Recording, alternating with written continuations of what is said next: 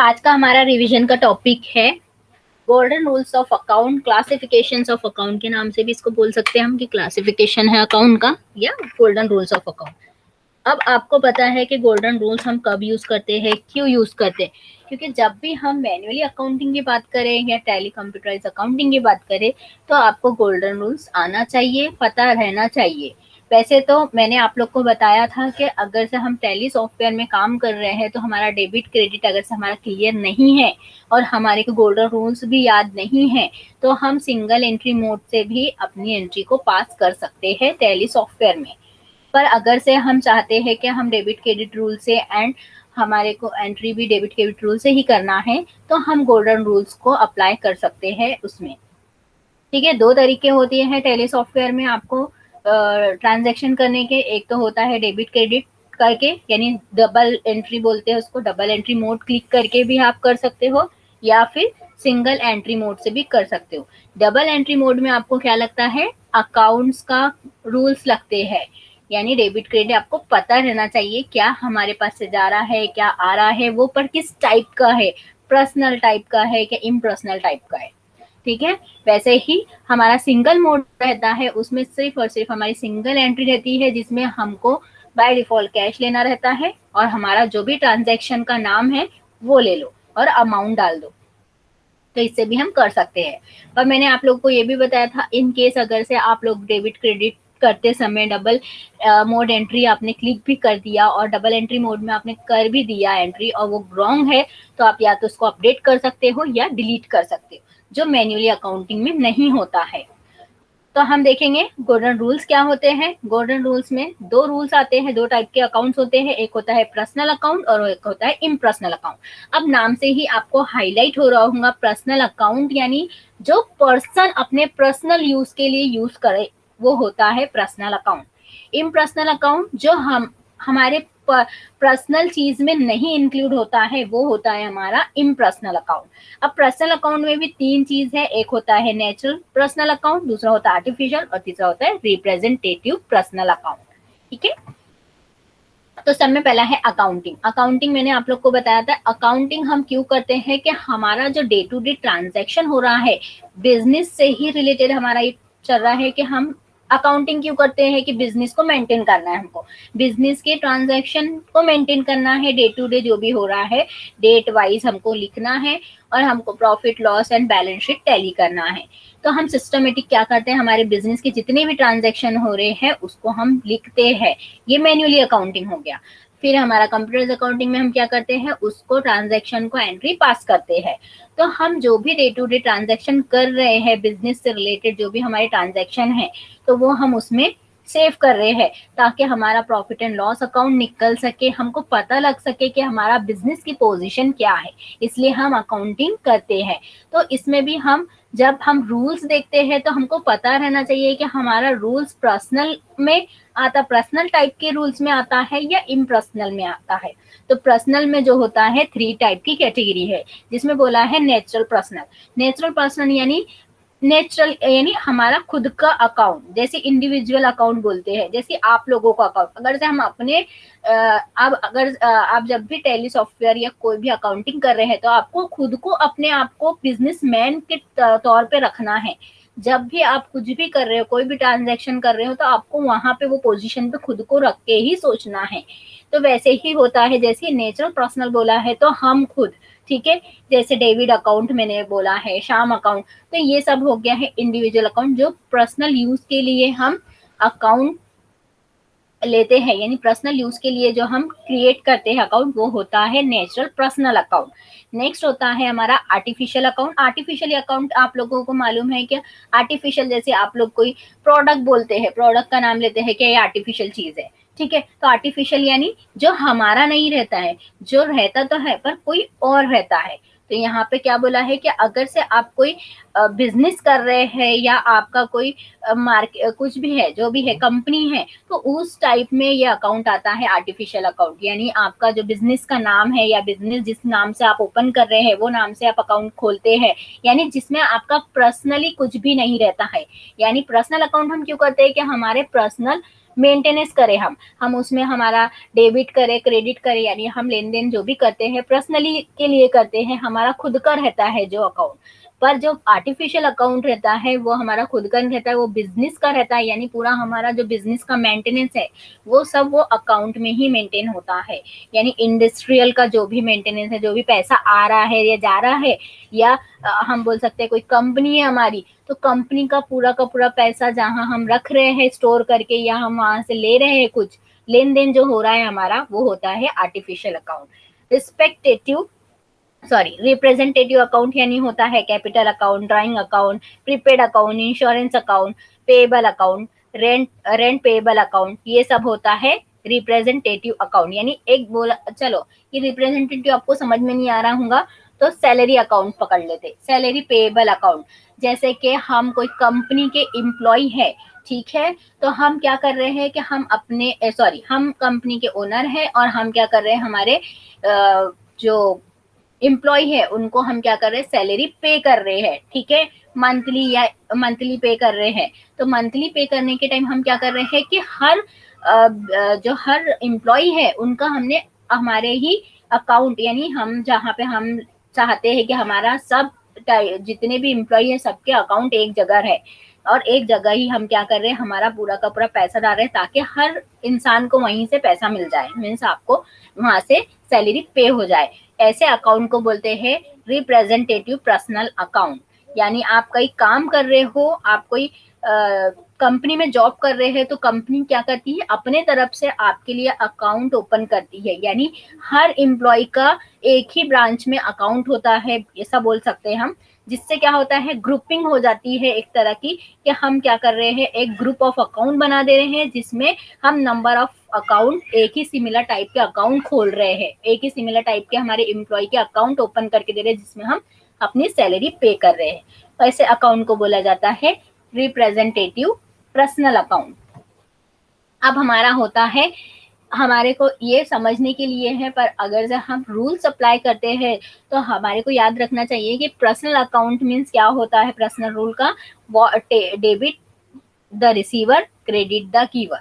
यानी जब भी हमारे को कुछ चीज रिसीव होंगी तो वो डेबिट में जाएंगी, और जब भी हम क्रेडिट करेंगे यानी देंगे किसी को, पे करेंगे, तो वो होता है क्रेडिट। जैसे कि यहाँ पे लिखा है, paid Shanu private limited 16,000 by check.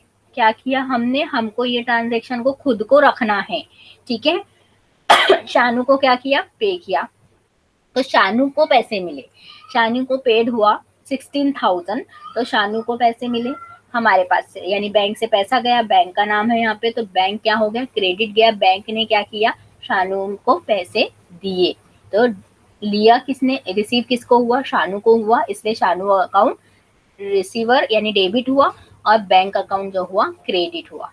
अब नेक्स्ट होता है रियल अकाउंट। रियल अकाउंट जो होता है टेंजिबल अकाउंट होता है। टेंजिबल अकाउंट का यहाँ पे मैंने बताया कि जिसको हम जिसको फील कर सकते हैं, टच कर सकते हैं, वैसे अकाउंट को बोला जाता है रियल अकाउंट। जैसे building account, machinery account, stock, land account, ये होते हैं हमारे टेंजिबल अकाउंट। इंटेंजिबल जिसको हम टच नहीं कर सकते पर वो हमारा है, गुडविल जैसे होता है। गुडविल हमको पता है, हम उसको क्या कर सकते हैं, हमको पता है कि ये है, पर उसको हम टच नहीं कर सकते हैं, देख नहीं सकते हैं, पर गुडविल हमारा है। पेटेंट अकाउंट,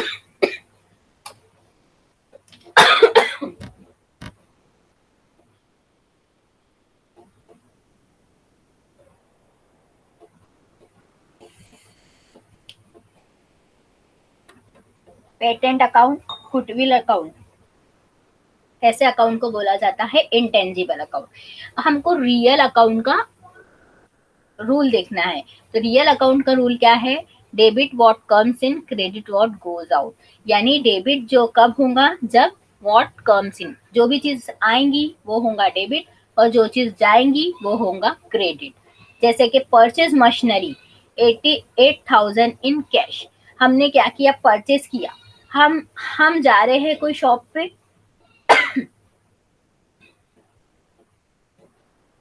हमने कोई शॉप से मशीनरी परचेज की, तो मशीनरी जब हमने परचेज की तो परचेस करने पे हम परचेस करना मीन्स क्या होता है कि हम खरीद रहे हैं किसी से मशीनरी। तो मशीनरी जब खरीद रहे हैं तो हम क्या करेंगे, कैश पे करेंगे और जो मशीनरी हमने खरीदी तो वो हमारे पास आएंगी।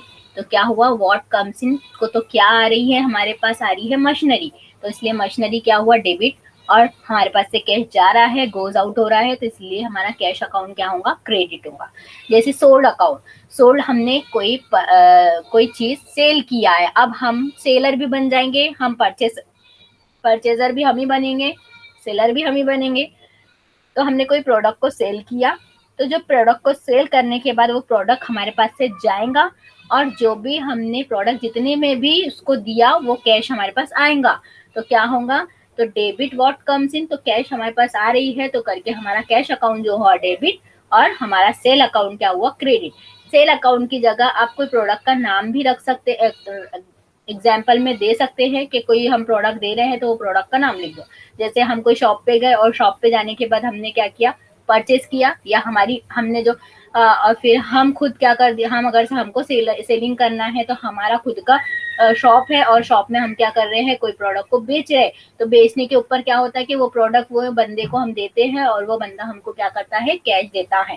तो उस अकाउंट को क्या वो क्या हो गया, वो टाइप का अकाउंट सेल गुड्स हो गया। और जब हम कहीं जाके वो प्रोडक्ट को ले रहे हैं तो वो टाइम पे क्या हो गया, परचेज अकाउंट बन गया, यानी हम कहीं से परचेज कर रहे हैं। या हम ऐसे बोल सकते हैं कि जब सेल कोई कर रहा है तो हम ओनर बन गए, यानी जो प्रोडक्ट हम बेच रहे हैं, सेल कर रहे हैं तो उसके ओनर बन गए। और जब वही प्रोडक्ट को हम जो कस्टमर को दे रहे हैं तो कस्टमर क्या हो गया, परचेजर हो गया। नॉमिनल अकाउंट, नॉमिनल अकाउंट ऐसे अकाउंट होते हैं जिसमें पूरे एक्सपेंसेस, लॉसेस, इनकम्स, गेन, हर चीज नॉमिनल अकाउंट में आ जाती है। जैसे कि आप लोग कोई हम एम्प्लॉय को पेमेंट कर रहे हैं तो ये क्या हो गया, हमारा एक्सपेंसेस हो गया एक टाइप का। हम कोई चीज उनको टी पिला रहे, टी ऑफर कर रहे हैं तो ये भी हमारा एक्सपेंसेस हो गया। पर अगर से हमको कोई तरह का प्रॉफिट हो रहा है, कोई तरीके से हमको इनकम आ रही है तो वो क्या हो गया, हमारा इनकम एंड गेन हो गया। तो इसमें नॉमिनल अकाउंट में आता है। तो नॉमिनल अकाउंट का क्या है कि debit all expenses and losses, जितने भी हम एक्सपेंसेस कर रहे हैं तो वो हमारा एक तरह का लॉस हुआ। ठीक है, जितने भी लॉस हो रहे हैं हमारे कंपनी में या हम एक्सपेंसेस कर रहे हैं कंपनी में तो वो हमारा क्या हो गया, डेबिट हो गया। इसलिए हम जब पेमेंट करते हैं तो हमारी जो भी टाइप की पेमेंट होती है वो एक तरह का एक्सपेंसेस होता है, तो वो करके हमारा हरदम डेबिट में ही जाता है। जैसे मैंने आपको बताया है कि इनडायरेक्ट और डायरेक्ट एक्सपेंसेस हो गया हमारा, ये अलग टाइप के डायरेक्ट और इनडायरेक्ट हो गए। इनडायरेक्ट मीन्स होता है मंथली पे करना, डायरेक्ट मीन्स होता है जो डायरेक्टली हम पे करते हैं। तो ये एक्सपेंसेस टाइप का हो गया। तो एक्सपेंसेस जितने भी टाइप के एक्सपेंस हो, चाहे टी हो, चाहे इलेक्ट्रिक बिल हो या सैलरी पेएबल हो, जो भी हो वो क्या होगा, हमेशा डेबिट होगा। और क्रेडिट हमारा क्या होगा, इनकम्स, हमको कमीशन रिसीव हो रही है तो हमारा क्या हो जाएगा, वो इनकम हो जाएगा। तो जो भी इनकम्स एंड गेन्स होते हैं वो होता है क्रेडिट, और जो भी हमारा एक्सपेंसेस होता है, जो लॉस होता है वो होता है डेबिट। आपको ये रूल्स याद रखना है। जैसे ही मैंने आप लोग को एग्जाम्पल नीचे में लिखा ही है, salary paid to staff, staff को मैंने सैलरी पे की, तो सैलरी पे की तो मैंने क्या किया, एक्सपेंसेस किया अपने सैलरी, यानी एम्प्लॉय को सैलरी दिया तो हमारा एक टाइप का एक्सपेंसेस है, इसलिए सैलरी अकाउंट क्या हो गया, डेबिट हो गया। और हमारा कैश अकाउंट क्या हो गया, क्रेडिट हो गया। पर आप लोगों को इसमें भी याद रखना है कि कौन सा नॉमिनल है, कौन सा रियल है। रियल अकाउंट में चला गया कैश, ऐसा मैंने लिखा है। तो आप लोग अगर से इससे कंफ्यूज हो रहे होंगे तो डायरेक्टली डेबिट एंड क्रेडिट देखेंगे। फिर डिस्काउंट रिसिप्ट, अब हमने कोई प्रोडक्ट परचेज किया, उस पर हमको डिस्काउंट मिला, यानी मैंने साइड में लिखा है परचेज किया 5000 का, मैंने कुछ परचेज किया और उस पर हमको डिस्काउंट मिला। ठीक है, यानी 400 का हमको गेन हुआ, यानी 400 उन्होंने डिस्काउंट दे दिया हमारे को। तो हमारा जो एक्चुअल में प्रोडक्ट है वो हमको पड़ा 4600 में। तो हमको डिस्काउंट 400 का मिला, तो हमको एक तरफ का क्या हो गया, ये इनकम हो गया, इनकम ऑन गेन। ठीक है, यानी क्रेडिट हो गया। तो क्रेडिट क्या होगा हमारे को, डिस्काउंट क्रेडिट होगा, क्योंकि यहाँ पे लिखा है मैंने नॉमिनल अकाउंट ऐसे अकाउंट जिसमें हमारा क्या होगा कि लॉस इनकम एंड गेन होगा, तो वो क्या जाएगा क्रेडिट में। तो हमको इनकम और गेन कैसे हुआ, हमको डिस्काउंट से हुआ। तो डिस्काउंट अकाउंट क्या हो गया, क्रेडिट हो गया, और कैश अकाउंट क्या हो गया, डेबिट हो गया। अब हमारी शॉर्टकट की, आप लोगों को ये याद रखना है कि जब भी हम जर्नल एंट्री जो आप लोग बोलते हो उसमें मैन्युअली अकाउंटिंग में, तो हम क्या करते हैं, कैसे कॉलम बनाते हैं, सीरियल नंबर बनाते हैं, पर्टिकुलर डेट बनाते हैं, पर्टिकुलर बनाते हैं, डेबिट एंड क्रेडिट बनाते हैं, इतने कॉलम बनाते हैं, हमारे इतने कॉलम रहते हैं, और हम क्या करते हैं, एंट्री एक एक पास करते हैं, डेबिट की डेबिट में, क्रेडिट की क्रेडिट में, फिर उसके बाद क्या करते हैं, being started business, being expenses, ऐसे हम लिखते हैं, नरेशन लिखते हैं। वैसा ही सेम टू सेम स्ट्रक्चर है, जैसे कि मैं यहाँ पे बताना चाहती हूँ आप लोगों को।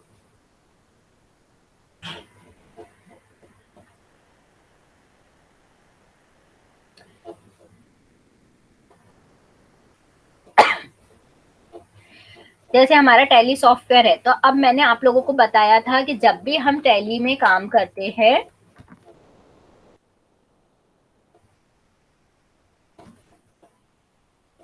ठीक है, यहाँ पे अकाउंटिंग वाउचर बोलते हैं। तो देखो यहाँ पे क्या हो रहा है, अभी का मैं ऐसा ले लेती हूँ, यहाँ पे क्या होता है कि आपका क्या हो रहा है, यहाँ पे पेमेंट हेडिंग, और यहाँ पे डेट दे देता है। मैंने बताया कि हमारा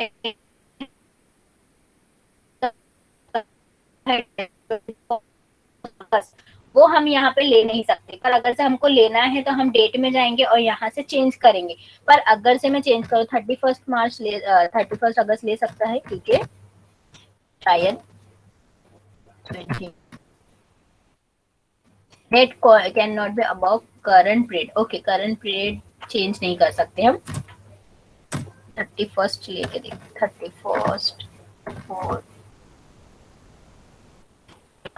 2020,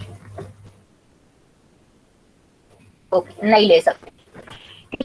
तो यहाँ पे हम डेट चेंज नहीं कर सकते हैं, आपको मैंने बताया था पहले वाले टॉपिक, पहला जब मैं वो टॉपिक आपको पढ़ा रही थी। तो अगर से फिर भी आप अगर से परचेज वाला यूज कर रहे हो टैली, तो आपको मालूम रहना चाहिए कि सब में पहला स्टेप होता है हमारा डेट लेने का, ठीक है, हम डेट चेंज करते हैं, जिससे हमारा जो भी ट्रांजेक्शन है, डे टू डे ट्रांजेक्शन, वो यहाँ से चेंज होता है।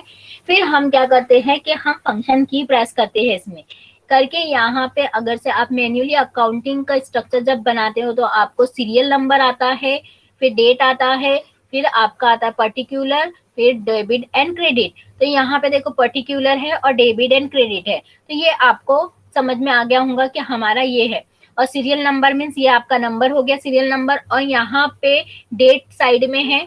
तो ये आपका ऐसा स्ट्रक्चर बन सकता है कि सीरियल नंबर भी आ सकता है, डेट भी आ सकती है, पर एक चीज क्या आ गई यहाँ पे, फंक्शन की आ गई। तो कंप्यूटराइज अकाउंटिंग में जब भी आप कोई भी ट्रांजेक्शन करें, तो आपको याद रहना चाहिए फंक्शन की। फंक्शन की के बिना आप कोई भी ट्रांजेक्शन नहीं कर सकते हैं। अगर से फंक्शन की आपने एक ही रहने दिया, फंक्शन की पे आपने ध्यान नहीं दिया, और आप डेबिट क्रेडिट करते जा रहे हो, तो आपकी पूरी की पूरी ट्रांजेक्शन रॉन्ग हो जाएंगी। आपका जो डेबिट होना चाहिए, जो क्रेडिट होना चाहिए, वो गलत गलत जगह चले जाएगा, क्योंकि आपका बाय डिफॉल्ट पेमेंट वाला वाउचर ओपन रहता है।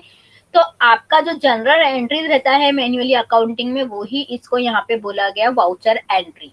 तो वाउचर एंट्री हम जब करते हैं, तो जब हम कोई अमाउंट लिखते हैं, यहाँ पे डेबिट क्रेडिट करते हैं, और लास्ट में जो नरेशन दिखता है, हम नरेशन जो लिखते हैं मैन्युअली अकाउंटिंग में, सेम वैसा ही है।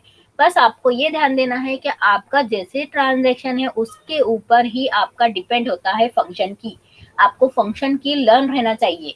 अगर से आपको याद नहीं है फंक्शन की, तो राइट कॉर्नर पे आपको पूरी की पूरी फंक्शन की दिखाई देती है, जिसमें देखो आपको बैंक से रिलेटेड कोई भी डिपॉजिट कर रहे हैं या विड्रॉल कर रहे हैं आप, तो आपको कॉन्ट्रा यानी F4 प्रेस करना है। अगर से आप कोई भी टाइप का पेमेंट कर रहे हैं, जैसे मैंने बताया है, आप सैलरी पे कर रहे हैं, इलेक्ट्रिक बिल पे कर रहे हैं, या कोई वेजेस दे रहे हैं, या ऑक्ट्राई पे कर रहे हैं, जो भी आपका जो भी टाइप का एक्सपेंसेस है, जो भी टाइप का पेमेंट है, वो सिर्फ आपके पेमेंट वाले की पे ही जाएगा। तो आपको ये की चेंज करना है। जैसे ही आप चेंज करोगे, यहाँ पे देखो कलर भी चेंज होते जाता है। जैसे मैंने कॉन्ट्रा प्रेस किया, तो कॉन्ट्रा लिख कर आ गया, और यहाँ पे मेरा जो स्क्रीन का कलर है वो भी चेंज हो गया। फिर मैं अगर से पेमेंट पे करती हूँ, तो पेमेंट पे भी हमारा स्क्रीन चेंज हो जाता है। अगर से मैं रिसिप्ट पे करती हूँ, रिसिप्ट मीन्स हमारा स्टार्ट कर रहे हैं बिजनेस, या कोई कमीशन रिसीव हो रहा है, तो हम उसमें रिसिप्ट का यूज करते हैं, रिसिप्ट फंक्शन की का।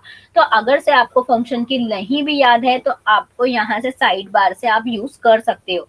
बस आपको याद रखना है कौन सा फंक्शन की आपको कब प्रेस करना है ट्रांजैक्शन के हिसाब से, ठीक है। जर्नल एंट्रीज आपको करना है तो आप ये ले सकते हो। सेल्स से रिलेटेड आपकी कोई पेमेंट, कोई सेल्स से रिलेटेड है आपकी एंट्री तो आप सेल्स ले सकते हो। परचेज से रिलेटेड कोई एंट्री है तो परचेज आप प्रेस करोगे।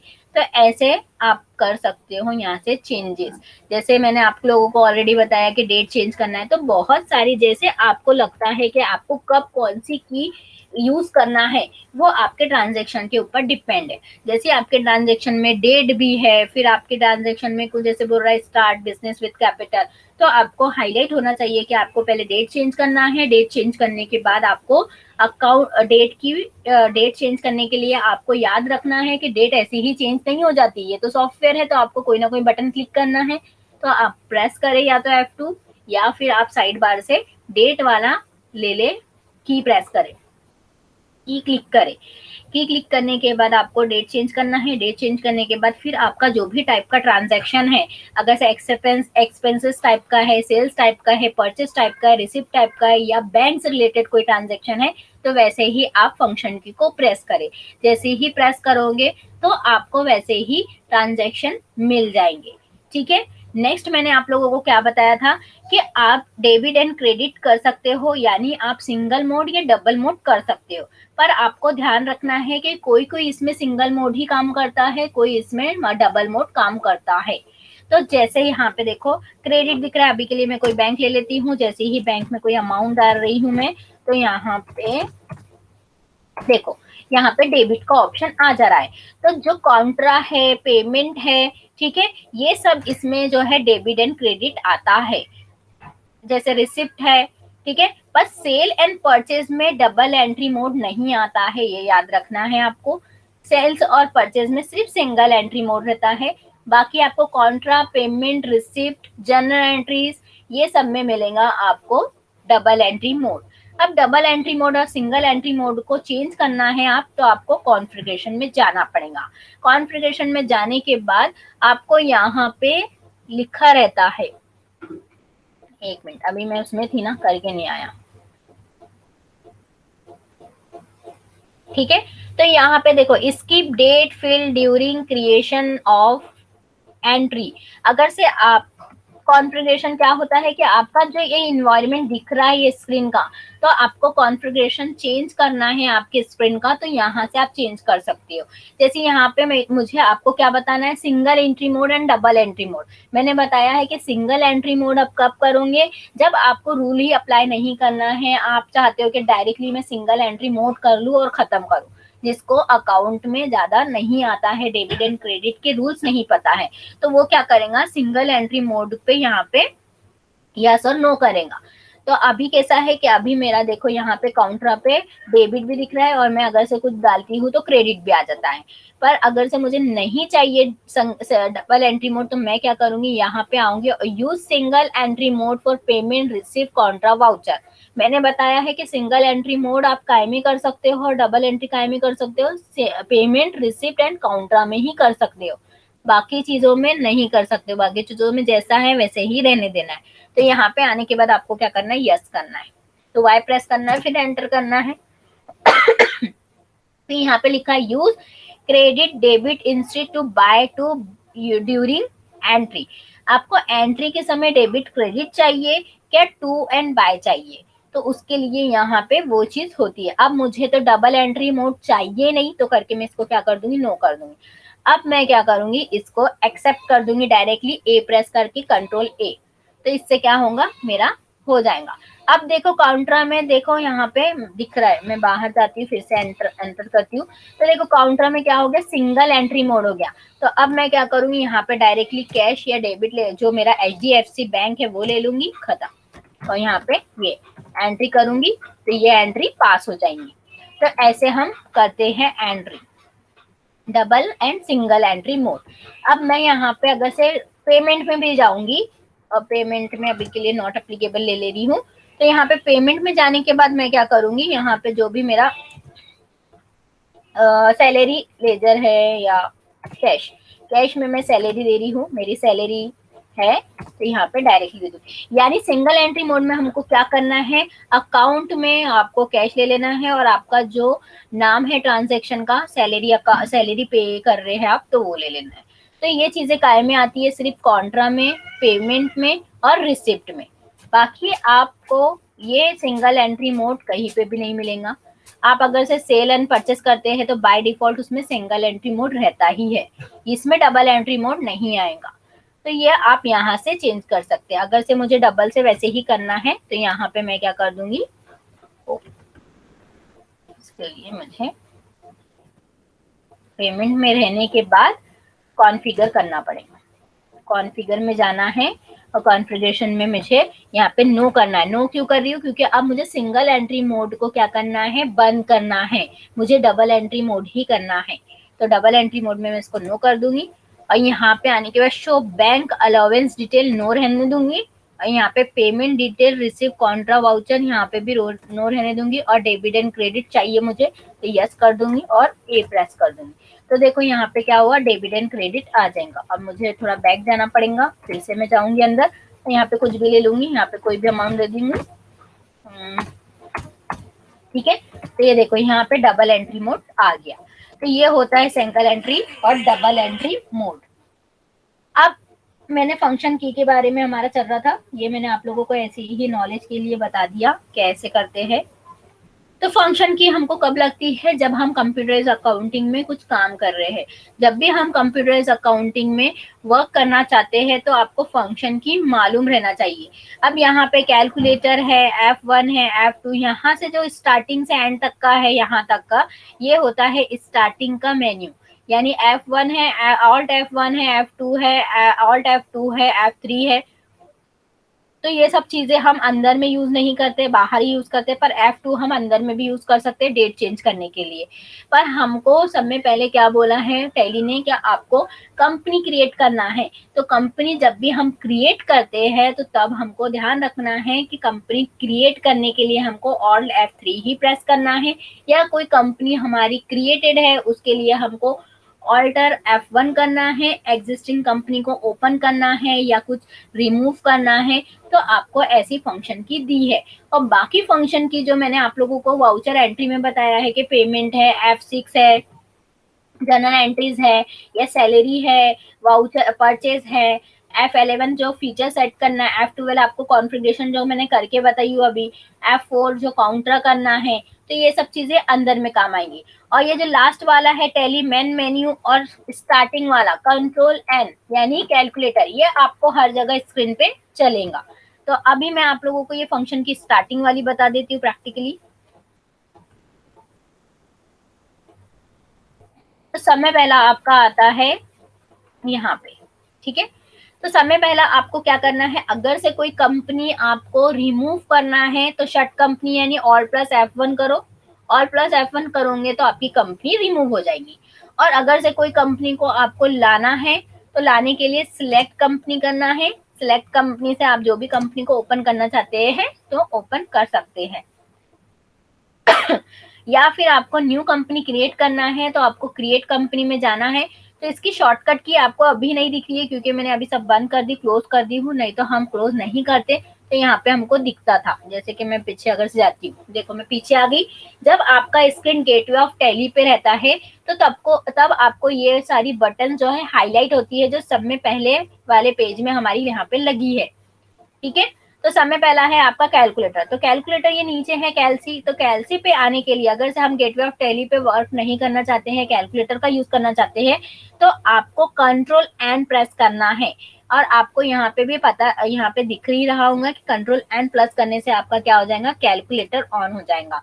तो कैलकुलेटर यहाँ पे मैं ऑन करके क्या कर सकती हूँ, कैल प्लस 10 प्लस ये करके एंटर। तो मुझे कैलकुलेटर से क्या हो जाएगा, यहाँ पे मैं कैलकुलेशन कर सकती हूँ। मुझे कोई न्यूज ऐप ऑन करके या कैलसी ऑन करने की जरूरत नहीं है हमारे सिस्टम का, ठीक है। ये ऑलरेडी टैली सॉफ्टवेयर ने हमको दिया है। पर जब आप कैलसी पे रहते हो तो आप यहाँ पे कुछ भी नहीं कर सकते। देखो यहाँ पे जाने के लिए आपको क्या करना पड़ेगा, आपको कंट्रोल एन करना पड़ेगा जो शॉर्टकट है, या फिर माउस से आप करोगे तो भी हो जाएगा। पर आपको शॉर्टकट याद रहना चाहिए कि कंट्रोल एन से हम कैलसी पे जाते हैं और बाद में फिर से ये देखो ऑप्शंस यहाँ पे से पूरे हट गए हैं, यानी इसका मीनिंग क्या है, ये डिसेबल हो गया ये स्क्रीन। पर इनेबल करने के लिए यानी वापस से गेटवे ऑफ टेली स्क्रीन में जाने के लिए आपको कंट्रोल एम करना पड़ेगा। तो देखो यहाँ पे स्क्रीन में आ गए हैं ये सब चीजें। तो ये सब में पहला स्टेप ये होता है कंट्रोल एम, और कंट्रोल एम क्या होता है, एन यानी कैलकुलेटर और एम होता है अपना गेटवे ऑफ टेली स्क्रीन पे वापस आने। ठीक है, फिर नेक्स्ट आपको मैंने बताया सिलेक्ट कंपनी क्या करते हैं, यानी F1 प्रेस करोगे आप फंक्शन की या आपकी प्रेस करोगे माउस से तो आपको सिलेक्ट कंपनी यानी आप जो भी कंपनी सिलेक्ट करना चाहते हैं, यानी अगर से आपने कल कुछ काम कर दिया, कंपनी क्रिएट कर दिया, आप सेकेंड डे पर फिर से ओपन कर रहे हो सॉफ्टवेयर, फिर आपको कंपनी वही कंपनी में कंटिन्यू काम करना है, तो आप क्या करोगे, सिलेक्ट कंपनी ऑप्शन लोगे। Shut company alt plus F1 है उसका फंक्शन की, उससे हम क्या करते हैं कि अगर से हमको कंपनी जो ऑलरेडी बहुत सारी कंपनी अगर से खुली है बाय डिफॉल्ट उसको ओपन करना है तो हम शट कंपनी करते हैं। ठीक है, यानी हमारी स्क्रीन के ऊपर से रिमूव करते हैं। डेट मीन्स आपको अगर से आपका फाइनेंशियल ईयर या मंथली, आप अगर से मंथली आप जो भी डेट चेंज करना चाहते हैं स्क्रीन पर वो भी आप चेंज कर सकते हो। पीरियड यानी ईयरली, आपको ईयर चेंज करना है तो यहाँ से ईयर चेंज कर सकते हो। क्रिएट कंपनी यानी आपको न्यू कंपनी क्रिएट करना है तो आप ये कर सकते हो। यहाँ पे होता है फीचर्स एंड कॉन्फ़िगरेशन, यानी आपको कॉन्फ़िगरेशन चेंज करना है, यहाँ पे फीचर्स कुछ अवेलेबल कराना है जो गेटवे ऑफ टेली में नहीं दिख रहा है तो आप यहाँ से कर सकते हो। तो आपको याद रखना है कि स्टार्टिंग में कौन सी बटन आती है, और आपको जब एक बार कंपनी क्रिएट हो जाती है या कंपनी आप सिलेक्ट कर लेते हो या न्यू कंपनी ऑप्शन आपको चाहिए तो हो यहाँ पे रहता है। पर अगर से एक कंपनी आप क्रिएट कर रहे हो तो ये सब ऑप्शन चले जाते हैं। और शर्ट कंपनी ऑप्शन क्यों आ रहा है, क्योंकि आपकी एबीसी कंपनी लेफ्ट में ओपन है।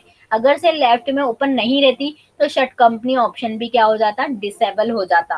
तो आपकी कोई ना कोई कंपनी ओपन रहना चाहिए या कोई कंपनी क्रिएट रहना चाहिए, तभी ये ऑप्शंस आपको सामने स्क्रीन पे दिखते हैं। अब आपका सब में पहला स्टेप होता है कंपनी क्रिएट करने का। तो कंपनी क्रिएट करने में आपको समय पहले आता है डायरेक्टरी। डायरेक्टरी में आता है कि आप कौन सी डायरेक्टरी में आपकी कंपनी को सेव कर रहे हो। तो मेरे इसमें डायरेक्टरी बता रहा है सी ड्राइव में मैंने टैली का सॉफ्टवेयर रखा है, यानी टैली का मेरा फोल्डर बना हुआ है सॉफ्टवेयर का, उसमें डाटा नाम का फोल्डर। जब भी हम इंस्टॉल करते हैं टैली सॉफ्टवेयर तो बाय डिफॉल्ट हमने जो भी पाथ सेट किया होगा जहाँ पे भी हम इंस्टॉल कर रहे हैं वो पूरा का पूरा पाथ देगा और उसके साथ टैली खुद अपना डाटा नाम का या कोई भी नाम का फोल्डर देगा जिसमें आपकी पूरी की पूरी सारी कंपनी जाएंगी, सेव हो जाएंगी। ठीक है, वैसे ही आप अगर से पाथ सेट करना चाहते हैं, पाथ चेंज करना चाहते हैं या न्यू फोल्डर में जाना डालना चाहते हैं आपकी कोई कंपनी को, तो आप डाटा नाम के फोल्डर को रिमूव करके आप यहीं से ही आप फोल्डर का नाम दे सकते हो ताकि वो बैकएंड में खुद ही ऑटोमेटिकली क्रिएट हो जाएगा। आपको बैकएंड में जाके यानी आपका जो सी ड्राइव है या डी ड्राइव में जाके फोल्डर क्रिएट करके यहाँ पे वो नहीं बताना पड़ेगा, डायरेक्टली आप यहाँ से भी चेंज कर सकते हो फोल्डर। तो बैक स्पेस क्लिक करके आप क्या करोगे, ऊपर में पाथ चेंज कर दोगे, अभी मुझे चेंज नहीं करना है। नेम होता है नेम ऑफ कंपनी, मुझे नेम ऑफ कंपनी मीन्स मुझे कंपनी का नाम देना है तो वो। अब मैं आपको बैकएंड में बताती हूँ, जैसे मेरा सी ड्राइव में यूजर में पब्लिक में tally.erp9 में डाटा नाम का फोल्डर है। ठीक है, जिसमें मेरी बहुत सारी क्या है, कंपनीज ऑलरेडी क्रिएट है, क्योंकि मैंने लिस्ट ऑफ कंपनी तो बहुत सारी दिख रही है। सी ड्राइव में यूजर्स में पब्लिक नाम के फोल्डर में मेरा क्या है, टैली का फोल्डर है। ये टैली का फोल्डर है जिसमें डाटा नाम का फोल्डर है, जिसमें देखो कितनी सारी कंपनी मैंने बना के रखा है।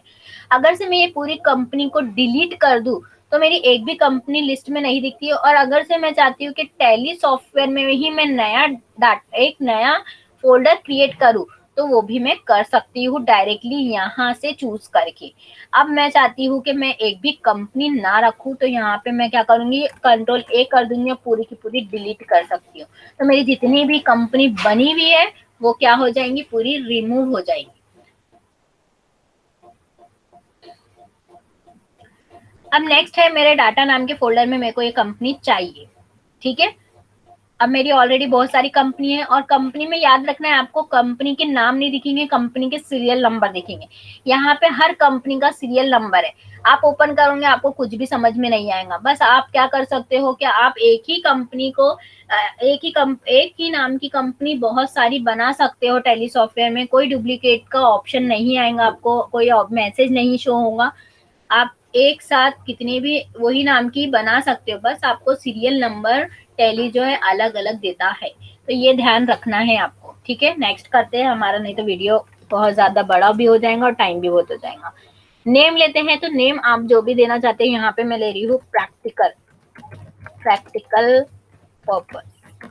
ठीक है, प्रैक्टिकल पर्पस लिया। जैसे ही मैंने एंटर किया तो मेलिंग नेम भी सेम टू सेम आ जाता है। तो यहाँ मेलिंग नेम आप चेंज कर सकते हो, हाईलाइट ही हो रहा है। जैसे ही मैं कोई की प्रेस करूंगी तो वो डायरेक्टली चला जाएगा, या फिर बैक स्पेस से आप रिमूव कर सकते हो। ठीक है, यहाँ से मैंने बैक स्पेस क्लिक किया तो क्या हो गया, रिमूव हो गया। अब मैंने प्रैक्टिकल पर्पस दे दिया, तो यहाँ पे मैं दे देती हूँ टेस्ट। तो मैं कुछ और नाम भी दे सकती हूँ मेरे मेलिंग नेम का। एड्रेस, आप जो भी एड्रेस देना चाहते हो वो आप एड्रेस दे सकते हो। ठीक है, XYZ एड्रेस दे देती हूँ मैं, सदर।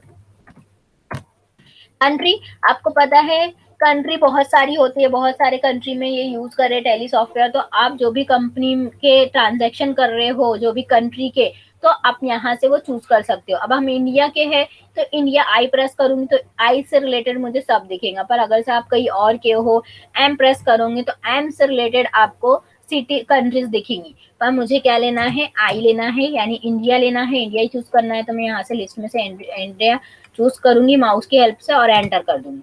एंटर करने के बाद मुझे स्टेट दिखेगा, स्टेट में लिस्ट ऑफ स्टेट में मुझे स्टेट कौन सा होना, तो मैं एम प्रेस करूंगी और महाराष्ट्र ले लूंगी।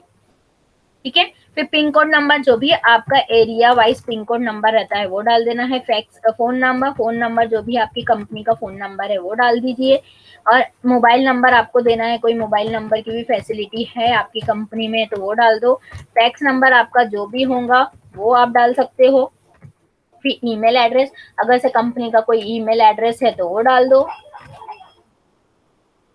ठीक है, ये सब कॉमन चीजें हैं जो हर कोई फिलअप करता है फॉर्म में। ठीक है, वेबसाइट जो भी है, अगर से आज आप लोग वेबसाइट पे भी आपका जो भी कंपनी का जो भी यानी बिजनेस है, बिजनेस को एक वेबसाइट बना के भी आपने डाला है कि बिजनेस का ज्यादा से ज्यादा परिचय यानी पता चले उसके बारे में, तो आप आपका ओपन करके रखे वेबसाइट, तो वो भी डाल सकते हो कोई नाम से। फिर होता है फाइनेंशियल ईयर बिगनिंग फ्रॉम, आपका फाइनेंशियल ईयर जब से स्टार्ट है। अब हमारा ये परचेज वाला नहीं है तो बाय डिफॉल्ट वो फाइनेंशियल ईयर यही ले ले रहा है 1 अप्रैल पर। हमारा अकाउंट में फाइनेंशियल ईयर यही रहता है 1 अप्रैल पर। बुक बिगनिंग फ्रॉम होता है कि आप कब से आपके ट्रांजेक्शन, यानी आप जब से भी ट्रांजेक्शन स्टार्ट कर रहे हैं। फाइनेंशियल ईयर भलाई 1/4 का रहता है, पर मुझे बुक बिगनिंग फ्रॉम चेंज करना है तो मैं यहाँ से चेंज कर सकती हूँ। पर यहाँ पे मैं चेंज क्यों नहीं कर सकती हूँ, क्योंकि ये मेरा परचेज नहीं है, अनपरचेज है, यानी अनपेड वाला है करके मैं यहाँ पे इसको यही रहने दूंगी। नेक्स्ट होता है Tally vault password. Tally vault password जो होता है एक कंट्रोलिंग होता है, एक सिक्योरिटी कंट्रोल होता है कि हम अलग से कोई ऐप यूज ना करते हुए भी हम अपने कंपनी में पासवर्ड सेट कर सकते हैं। पर टैली पासवर्ड किसके लिए होता है, जो एक ही यूजर काम कर रहा है वो कंपनी में, यानी कंपनी के ओनर के लिए होता है कि कंपनी के ओनर क्या कर रहा है कि वो चाहता है कि उसका कंप्यूटर कोई भी यूज कर रहा है कोई चीज के लिए, तो वो चाहता है कि वो फाइनेंशियल ईयर और अपना कंपनी का नाम हिडन करे और कंपनी उसके अलावा कोई ओपन ना कर सके, तो वो टैली वॉल्ट पासवर्ड सेट कर सकता है। तो टैली वॉल्ट पासवर्ड जो है ऑल्ट्रेशन में नहीं आता है, एडिट करते समय नहीं आता है, आप फर्स्ट टाइम ही इसको ये ऑप्शन को अवेलेबल कर सकते हैं। पर ये वाला जो पासवर्ड होता है ये एक ही यूजर के लिए काम का होता है, जो ओनर का होता है। तो ओनर अगर से एक ही मेंटेन कर रहा है ट्रांजैक्शन, तो वो ये डाले तो ज्यादा यूजफुल रहेगा। पर अगर से बहुत सारे एम्प्लॉयज है तो ये यूजफुल नहीं है। नहीं तो उसको क्या करना पड़ेगा, पहले हर एम्प्लॉय के टाइम पे उसको वो ओपन करके देना पड़ेगा कंपनी पासवर्ड डाल के, फिर वो आगे कंटिन्यू काम कर सकता है। तो ऐसे टाइप के पासवर्ड क्या काम के, जब हम उसको बार बार पासवर्ड दे रहे हैं या बता रहे हैं, ये पासवर्ड किसके लिए रहेगा, एक सिंगल यूजर जब काम कर रहा है उसके लिए रहेगा।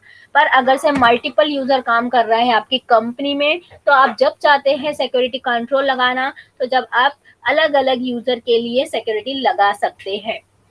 ठीक है, तो ये ऑप्शन हम कब लेंगे, जब हमारा बिजनेस बहुत बड़ा है और बिजनेस में हम चाहते हैं कि हर किसी का अलग अलग काम हम डिस्ट्रीब्यूट कर दें और उनके पासवर्ड के थ्रू उनको उतना ही पोर्शन डिस्प्ले करने की परमिशन दे, यानी उतने पोर्शन में जाने की परमिशन दे, उतने पोर्शन को एक्सेस करने की परमिशन दे।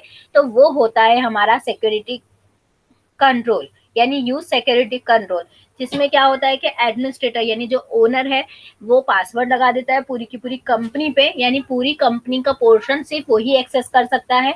पर अलग अलग सिक्योरिटी लगाने से, अलग अलग यूजर के पासवर्ड क्रिएट कर देने से क्या होता है कि वो यूजर को उतनी ही एक्सेस करने की परमिशन मिलती है।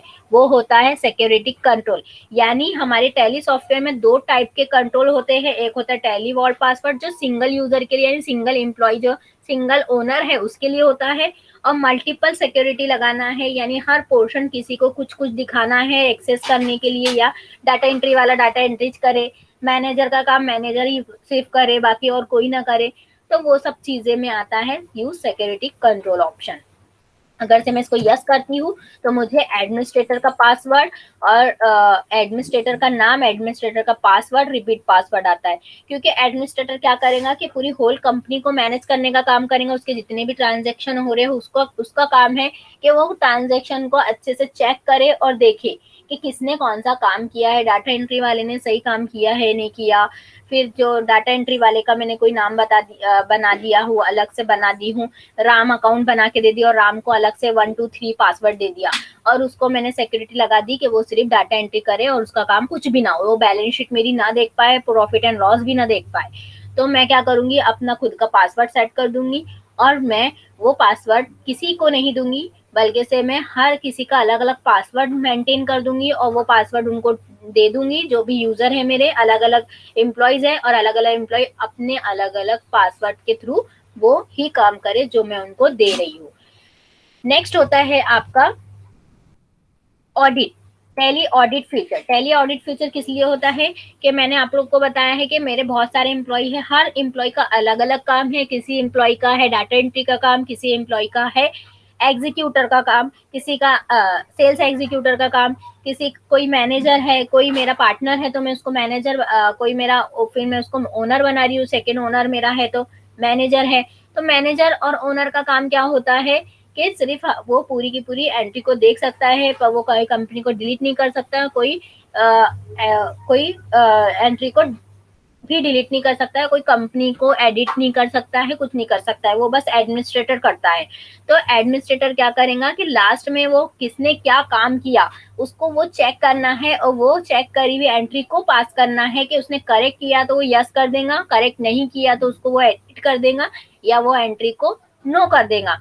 तो टैली ऑडिट फीचर में वो सब अवेलेबल रहता है कि यूजर को एक परमिशन मिल, एडमिनिस्ट्रेटर को एक परमिशन मिल जाती है कि वो पूरे के पूरे काम चेक कर सके बाद में, क्योंकि हर किसी से वो पूछते थोड़ा ना बैठेगा कि तूने क्या किया राम, तूने क्या किया श्याम। तो वो क्या करेगा, एक एडमिनिस्ट्रेटर वाला ऑडिट वाला फीचर भी यस करके रखेगा ताकि उसको हर किसी का काम दिख सके और हर किसी की एंट्री जो भी पास हुई है दिन भर में वो हर किसी के नाम के साथ वो डिस्प्ले हो जाएंगी। और जब एडमिनिस्ट्रेटर वो एंट्री को यस कर देगा तो ये जो यूजर है वो दूसरे दिन आके उसको कुछ भी नहीं कर सकता है, यानी उसको डिलीट भी नहीं कर सकता है ना उसको एडिट कर सकता है। अगर से वो ऐसा करेगा तो यू एडमिनिस्ट्रेटर को वो पता चल जाएगा कि इसने इसमें कुछ ना कुछ चेंजेस किया है, तो इसलिए होता है टैली ऑडिट फीचर। नो कर देती हूँ। ये होता है बेसिक करेंसी सिंबल जो हमारा रुपीज है, रुपीज के लिए फॉर्मल नेम INR यानी इंडियन रुपीज होता है। सफिक्स सिंबल अमाउंट, आपको अमाउंट जो है कैसे होना चाहिए, यानी RS जो है आपका कहाँ आना चाहिए, फिर उसमें स्पेस होना या नहीं होना। शो अमाउंट मिलियन, अगर से बाय डिफॉल्ट जितने आप अमाउंट डाल रहे हो उतने ही रहने देना है या उसको मिलियन में काउंट करके दिखाना है, यानी मिलियन में दिखाना है तो उसके लिए होता है यस और no option. Number of decimal, आपके डेसिमल प्लेस कितने होना चाहिए, यानी 0 पॉइंट के बाद कितने आपको नंबर्स आना चाहिए उसके लिए होता है।